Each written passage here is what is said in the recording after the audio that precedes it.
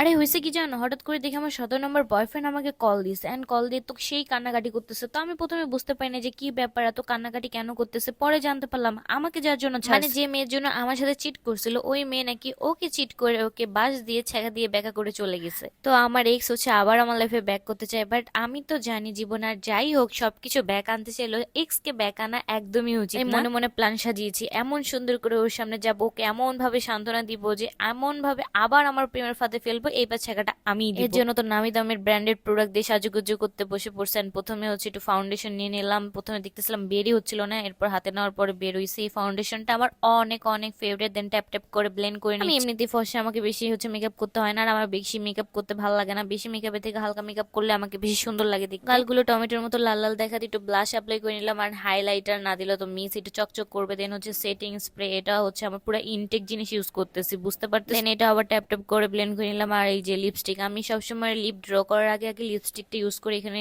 2 শেডের lipstick use করলাম। দেন হচ্ছে আমি আর্ট করব, বিকজ আমার সব কাজে টুলটা পাল্টা। আমি কখনো কোনো কাজে হচ্ছে সিরিয়াল মেনটেন করতে পারি না, তাই হচ্ছে আগে লিপস্টিক দিই তারপরে হচ্ছে লিপ আর্ট করি। মানে আমি যেটাতে কমফোর্ট সেটাই করবো আর কি। যাই হোক, কথা বলতে বলতে অলমোস্ট রেডি হয়ে গেছে। এবার চুলটা সেট করে বেরিয়ে যাবো আমার উদ্দেশ্যে। তোমরা হচ্ছে আমার জন্য দোয়া করো এবার যাতে ঠিকঠাক আমি রিভেঞ্জটা নিতে পারি। এবার শুধু রিভেঞ্জ আর রিভেঞ্জ হবে। সো দেখা হবে নেক্সট ভিডিওতে, ততক্ষণ পর্যন্ত বাই বাই।